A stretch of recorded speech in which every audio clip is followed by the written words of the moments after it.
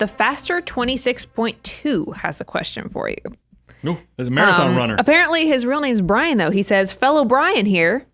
So, hi, Brian. With a Y. Different kind of Brian. Anyway, he says, wife and I are debt-free, plus our home, and are looking to retire early in 15 years. Are there any options besides a high-yield savings account to bridge between ages 52 to 59 and a half? Yes. I mean, yes. It's kind of a loaded question. I'm gonna, because by the way, you can get to retirement accounts if you annuitize them. Sure, there are options. There are ways, and certainly between 52 and 59 and a half. I mean, even if you work for a normal employer and you have a 401k, but you retire in the year that you turn 55, you can still access those dollars. But here's where I think his question really is, or this is where I think the question really is coming in. I have my money in a high yield savings account. Is that really the only option, or is there something else I could be doing to build a bridge account?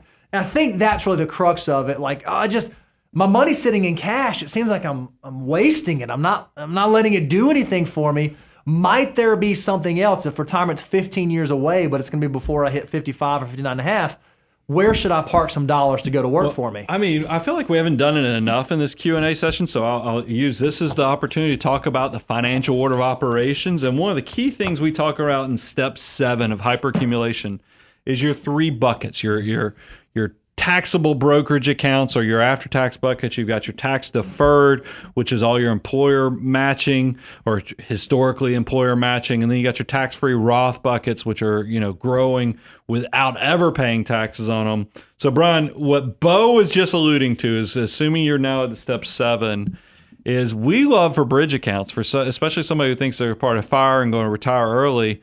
Why not fund a brokerage account, whether it's joint account or an individual brokerage account, and you can actually invest just like you can in your 401k at work, just like you can in your Roth IRA. You can fund a taxable investment account by index funds, by index target retirement funds, and let it rip. And here's the great thing. These things don't have funding limits. Meaning that you're not capped at like $23,000 a year. You can fund them up to the moon and beyond. Yep. They don't have early penalty withdrawals. Nope. Favored tax rates. They also, now you have to have a really low income, but they have 0 capital gains. If your income's super low, maybe in those early retirement years, there's also 15% dividends, 15% capital gains. There's a lot of tax favor. That's what you meant by tax favor. That's where I was going with that. I don't know why you went to 0 all of a sudden, but I'm giving them all the flavors. We're like Baskin Robbins over here. But it is one of those things. We love taxable brokerage accounts. I think a lot of people fall in the trap of, after they load up and max out their employer retirement plans or their Roth IRAs, they're like, what do I do now? I have all this cash. You can set up a brokerage account and start investing in that. And those accounts are really fascinating to me. I know for wealth building purposes, there's get wealthy behaviors, there's stay wealthy behaviors. I like after-tax brokerage accounts because when I've had real estate opportunities and other things, that account is somewhere that I can, I have to go pay capital gains taxes on anything that's appreciated in there. Maybe.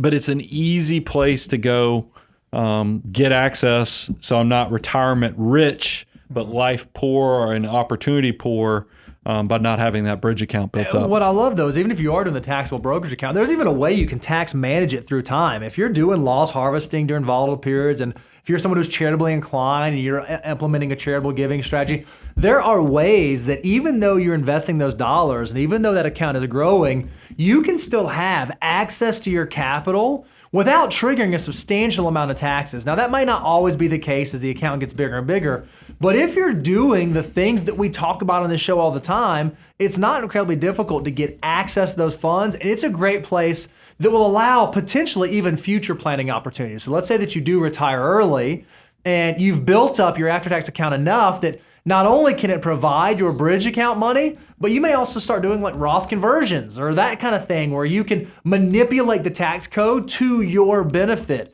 These are all the kinds of things you ought to be thinking about if you are looking at early retirement, if you are thinking about moving into the financial planning threshold. If you are someone who that sounds like you, this might be a great time to think about taking the relationship to the next level, because some of this stuff, it's not overly complicated, but it's nuanced, and you want to make sure that you do it right. And most folks only get one hack at going into retirement, so you want to make sure that you measure 2, 3, 4, 5, 6, 7, 8, 9 times before you implement some of these strategies.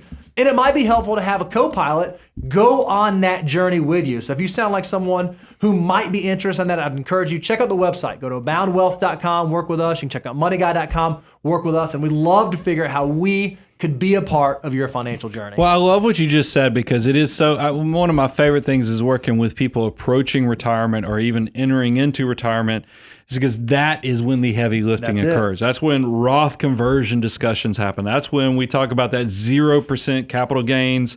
That's when we talk about Social Security and its taxability. We talk about Medicare premiums and how you make sure you don't run up into those different tiers where it's more expensive. All those things work together. And just what Bo just shared, this is not, individually, these components are not overly complex. But it's just that since they all integrate, you have to integrate them all. It's just that it becomes exponentially harder, even though these are a bunch of simple things, when you try to bring it all together. And that's why you only get one retirement. We've worked with hundreds, soon to be thousands on retirement. Why not, lean into that experience so you know that you're not making mistakes? There's a lot of peace of mind in that.